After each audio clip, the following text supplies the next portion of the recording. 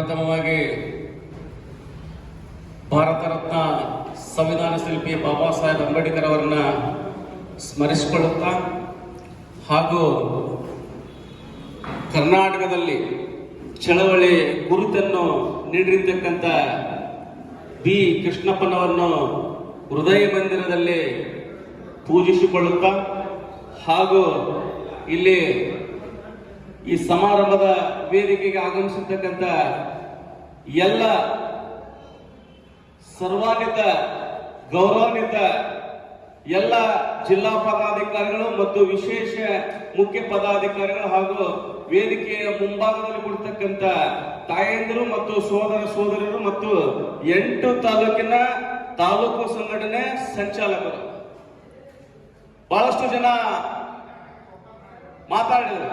ಇವತ್ತಿನ ದಿವಸ ವಿಶೇಷವಾಗಿ ಸಾಧಕರಿಗೆ ಸನ್ಮಾನ ಸಮಾರಂಭ. ಆದರೆ ಇಲ್ಲಿ ವಿಶೇಷ ಸಾಧಕರಿಗೆ ಯಾವ ರೀತಿ ಆಗಿತ್ತು ಅನ್ನೋದು ನಾನು ಒಂದು ಸ್ವಲ್ಪ ಹೇಳಲು ಇಚ್ಛೆ ಪಡ್ತೇನೆ.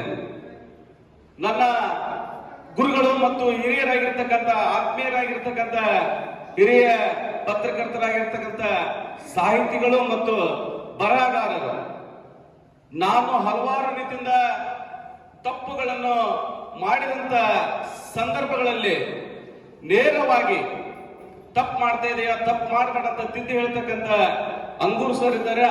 ಅವರು ಒಬ್ಬ ಮಹಾನ್, ಒಬ್ಬ ಶ್ರೇಷ್ಠ ಬರಹಗಾರರು. ಹಲವಾರು ಪುಸ್ತಕಗಳನ್ನು ಬರೆದಿರ್ತಕ್ಕಂಥ ಹಾವೇರಿ ಜಿಲ್ಲೆಯಲ್ಲಿ ನಮ್ಮ ಹಾವೇರಿ ಇರ್ಬೋದು ಮತ್ತು ಈ ಕಾಡುಮೇಡ ಪುಸ್ತಕಗಳು ಇರ್ಬೋದು, ಹಲವಾರು ರೀತಿಯಿಂದ ಕಾಡುಮೇಡ ಪುಸ್ತಕ ರಾಜ್ಯಾದ್ಯಂತ ಮತ್ತು ವಿಶ್ವಾದ್ಯಂತ ಪ್ರಚಲಿತೆಯನ್ನು ಪಡೆದಿರ್ತಕ್ಕಂಥ ಏಕೈಕ ಜಿಲ್ಲೆಯಲ್ಲಿ ಬರಹಗಾರ ಅಂದ್ರೆ ಅದು ಮಾಲ್ತೇಶ್ ಅಂಗೂರ್ ಸರ್ ಅಂತಂದು ಹೇಳಲು ಇಚ್ಛೆ ಪಡ್ತೇನೆ. ಜೊತೆಗೆ ಇಲ್ಲಿ ಹಿರಿಯರು ಮತ್ತು ಏನು ಮಾನ್ಯ CPI ಸಾಹೇಬರು, ಬಡಿಗೇರ್ ಸಾಹೇಬರು ಹಲವಾರು ರೀತಿಯಿಂದ ನಮ್ಮ ಗುತ್ತಲ ಠಾಣೆಯಲ್ಲಿ ಈ ಹಿಂದೆ PS ಆಗಿದ್ದಂತ ಸಂದರ್ಭದಲ್ಲಿ ಹಲವಾರು ರೀತಿಯಿಂದ SC/ST ಆಕ್ಟ್ ಬಗ್ಗೆ ಹೇಳಿದ್ರು. ಅವರು ನಿಮಗೆ SC/ST ಆಕ್ಟ್ಗಳಲ್ಲಿ ಹಲವಾರು ರೀತಿಯಿಂದ ಅವರಿದ್ದಂತ ಸಂದರ್ಭದಲ್ಲಿ ಯಾವುದೇ ಜಗಳ ಮತ್ತು ತಂಟೆ ತಕರಾರು ಆಗ್ತಿದ್ದಿಲ್ಲ ಅಂತಂದು ಹೇಳಲಿಕ್ಕೆ ಇಚ್ಛೆ ಪಡ್ತೇನೆ ಬಂಧುಗಳೇ. ಅದೇ ರೀತಿ ಇನ್ನೊಬ್ಬ ನನ್ನ ಸೋದರ ಒಂದು ದಿನ ಸುಮಾರು ವರ್ಷಗಳಿಂದ ಮಾಲ್ತೇಶ್ ಅಂಗೂರ್ ಸರ್ ಮತ್ತು ನಾನು ಚೌಡಿ ನಿಂಗಣ್ಣವರು ಕುಳಿತುಕೊಂಡಿದ್ದು. ಇವರು ಪ್ರತಿನಿತ್ಯ ತಮ್ಮ ಸ್ಕೂಟಿಯಲ್ಲಿ ಪ್ರತಿನಿತ್ಯ ಏನು ಹಲವಾರು ಸರ್ಕಲ್ಗಳಲ್ಲಿ ಭಿಕ್ಷೆ ಬೇಡ್ತಾ ಇದ್ದಾರೆ ಅಂತವರಿಗೆ ಒಳ್ಳೆಯ ನೀರು ಮತ್ತು ಒಳ್ಳೆಯ ಊಟವನ್ನು ಪ್ರತಿನಿತ್ಯ ತರ್ತಾರಲ್ಲ ಅವರು ಅಂತ ನಾವು ಅವ್ರನ್ನ ಪರಿಶೀಲನೆ ಮಾಡಿ, ಇವತ್ತು ಒಂದಿನ ತರ್ತಾರೋ ನಾಳೆ ತರ್ತಾರೋ ನೋಡತ್ತಡಿ ಅಂತಂದು ನಿರಂತರವಾಗಿ ಇವತ್ತಿನವರೆಗೂ ಕೋವಿಡ್ ಬಂದಂತ ಸಂದರ್ಭದಿಂದ ಹಿಡಿದು ಇವತ್ತಿನವರೆಗೂ ಎಲ್ಲಿ ಭಿಕ್ಷುಕರಿದ್ದಾರೆ ಅಲ್ಲಿ ಹೋಗಿ ಸ್ವತಃ ಗಾಡಿಯಲ್ಲಿ ಹೋಗಿ ಸ್ವಂತ ಮನೆಯಲ್ಲಿ ಅಡಿಗೆ ಮಾಡಿಕೊಂಡು ಯಾವಾದ್ರೂ ಒಬ್ಬ ಭಿಕ್ಷುಕನಿಗೆ ಊಟ ನೀಡ್ತಾರೆ ಅಂದ್ರೆ ಜಿಲ್ಲೆಯಲ್ಲಿ ನಮ್ಮ ಸ್ನೇಹಿತ ಹರೀಶ್ ಅಂತ ಹೇಳಿದ್ರೆ ಕೂಡ ತಪ್ಪಾಗಲಿಕ್ಕಿಲ್ಲ ಬಂಧುಗಳೇ. ಅಷ್ಟೇ ಅಲ್ಲ, ಇವತ್ತಿನ ದಿವಸ ವಿಶೇಷವಾಗಿರ್ತಕ್ಕಂಥ ಪೌರ ಕಾರ್ಮಿಕರಿಗೆ ಸನ್ಮಾನ ಮಾಡಿಲ್ಲ. ಅದು ಕೇವಲ ಪೌರ ಕಾರ್ಮಿಕರ ಬಂಧುಗಳೇ. ಈ ಹಾವೇರಿ ನಗರದಲ್ಲಿ ಸುಮಾರು ಕೇವಲ 1 ವಾರದಿಂದ ಆ ಪೌರ ಕಾರ್ಮಿಕರು ಕಸ ಹೊಡೆಯೋದನ್ನು ಬಿಟ್ರೆ ಸಿಟಿ ಎಲ್ಲ ಸಂಪೂರ್ಣ ನಾರುವಂತ ವಾತಾವರಣ ನಿರ್ಮಾಣ ಆಗ್ತದೆ. ಯಾಕಂದ್ರೆ ನಾವೆಲ್ಲರೂ ಕಸ ಆಯ್ತಂದ್ರೆ ಸೈಡ್ ಹೋಗ್ತೇವೆ. ಆ ಕಸವನ್ನು ಮುಟ್ಟಿ ನಗರವನ್ನು ಸ್ವಚ್ಛ ಮಾಡತಕ್ಕಂತ ಪೌರ ಕಾರ್ಮಿಕರು ನಮ್ಮ ಮಧ್ಯೆ ಇದ್ರಲ್ಲ, ಅದು ನಮಗೆ ಖುಷಿ ವಿಚಾರ ಅಂತ ಹೇಳಿದ್ರೆ ಕೂಡ ತಪ್ಪಾಗಲಿಕ್ಕಿಲ್ಲ ಬಂಧುಗಳೇ. ಅದೇ ರೀತಿ ಹಲವಾರು ಜನ ಇಲ್ಲಿ ಮಾತನಾಡಿದರೆ ಮತ್ತು ಎಲ್ಲರೂ ಬಹಳಷ್ಟು ಜನ ಮಾತನಾಡೋರು ಇದ್ರು. ಆದ್ರೆ ಸಮಯದ ಅಭಾವದಿಂದ ಕಾಡು ಬಾ ಅಂತಿತ್ತು, ನಾಡು ಹೋಗಂತಿತ್ತು ಅನ್ನೋ ಪರಿಸ್ಥಿತಿ ಆಗಬಾರ್ದು. ಎಲ್ಲರೂ ಹಸುವು ಆಗಿದೆ ಅಂತ ನಾನು ಭಾವಿಸಿಕೊಳ್ತೇನೆ. ಆದರೆ ನಾನು ತಾಲೂಕು ಸಂಚಾಲಕರಿಗೆ ಒಂದು ಕಿವಿ ಮಾತನ್ನು ಹೇಳಿದ್ರೆ, ಸಂಘಟನೆಯಲ್ಲಿ ಕೇವಲ DSS ಸಂಘಟನೆ ಆದೇಶ ಪತ್ರಕ್ಕೆ ಮಾತ್ರ ಸೀಮಿತ ಆಗಿಲ್ಲ ಮತ್ತು ಕೇವಲ ನಮ್ಮದು ವಿಸಿಟಿಂಗ್ ಕಾರ್ಡ್ ಸಂಘಟನೆ ಅಲ್ಲ.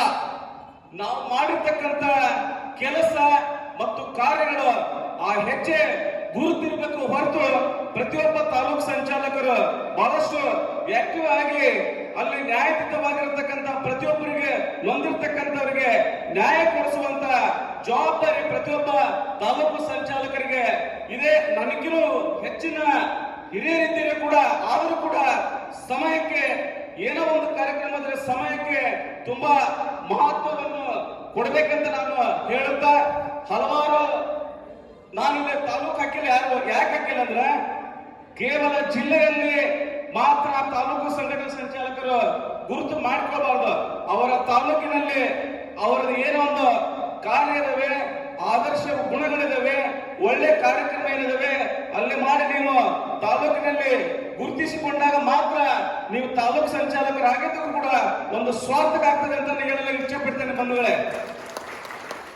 ಹಾಗೆ ಇವತ್ತಿನ ದಿವಸ ಪ್ರೊಫೆಸರ್ BK ಅವರು ಬಹಳಷ್ಟು ವರ್ಷಗಳಿಂದ ಒಂದು ಸಣ್ಣ ಕುಗ್ರಾಮದಲ್ಲಿ ಜನಿಸಿ ಕರ್ನಾಟಕ ದಲಿತ ಸಂಘರ್ಷ ಸಮಿತಿಯ ಹುಟ್ಟಾಕಿರ್ತಕ್ಕಂಥ ಬಾಬಾ ಸಾಹೇಬ್ ಅಂಬೇಡ್ಕರ್ ಅವರನ್ನು ಬಿಟ್ರೆ ಕರ್ನಾಟಕದಲ್ಲಿ ಮತ್ತೊಬ್ಬರು ಇಲ್ಲ ಅಂತ ಭಾವಿಸಿಕೊಳ್ಳುತ್ತಾ ಇವತ್ತಿನ ದಿವಸ 50ನೆಯ ಕನ್ನಡದ ಕರ್ನಾಟಕ ದಲಿತ ಸಂಘರ್ಷ ಸಮಿತಿ ಸುವರ್ಣ ಮಹೋತ್ಸವವನ್ನು ನಾವು ಆಚರಣೆ ಮಾಡಿದ್ವಿ.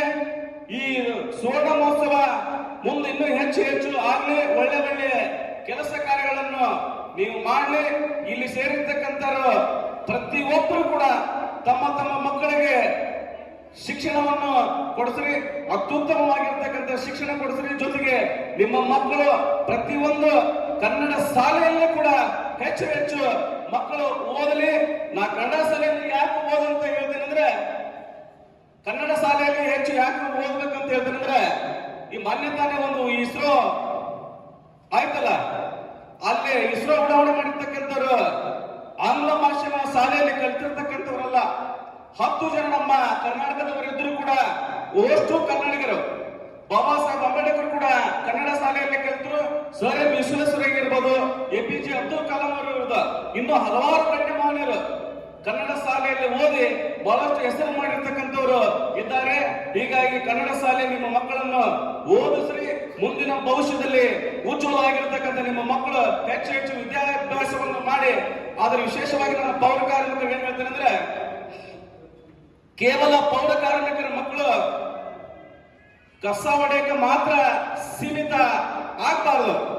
ಒಬ್ಬ ಪೌರ ಕಾರ್ಮಿಕನ ಮಗ ಆತ ಅಪ್ಪ ಅಮ್ಮ ಮಾಡ್ತಕ್ಕಂಥ ಕೆಲಸವನ್ನು ಮಾಡಿದರೆ ಪೌರ ಕಾರ್ಮಿಕರ ಮಕ್ಕಳು IAS ಮತ್ತು KS ಓದಿದಾಗ ಮಾತ್ರ ಆತ ಪೌರ ಕಾರ್ಮಿಕರಾಗಿ ಕೆಲಸ ಮಾಡಿದ್ದಕ್ಕೂ ಕೂಡ ಸಾರ್ಥಕ ಆಗ್ತದೆ ಅಂತಂದು ಹೇಳುತ್ತಾ, ಸಮಯದ ಅಭಾವ, ನಾವು ಹೆಚ್ಚು ಮಾತನಾಡೋದು ಇನ್ನೂ ಹಲವಾರು ಸಾಧಕರಿಗೆ ಸನ್ಮಾನ ಸಮಾರಂಭ ಇರುವುದರಿಂದ ನನ್ನ ಒಂದೆರಡು ಮಾತುಗಳನ್ನು ಮೊಟಕುಗೊಳಿಸಿ ನನಗೆ ವೇದಿಕೆಯನ್ನು ಕೊಟ್ಟಿರ್ತಕ್ಕಂಥ ಎಲ್ಲ ತಾಲೂಕು ಸಂಚಾಲಕರು ಮತ್ತು ಜಿಲ್ಲಾ ಪದಾಧಿಕಾರಿಗಳು ಮತ್ತು ಮಹಿಳಾ ತಾಲೂಕು ಸಂಚಾಲಕರು ಮತ್ತು ಮಹಿಳಾ ಸಂಚಾಲಕರು ವಂದಿಸುತ್ತಾ ಒಂದೆರಡು ಮಾತು ಮುಗಿಸ್ತೇನೆ.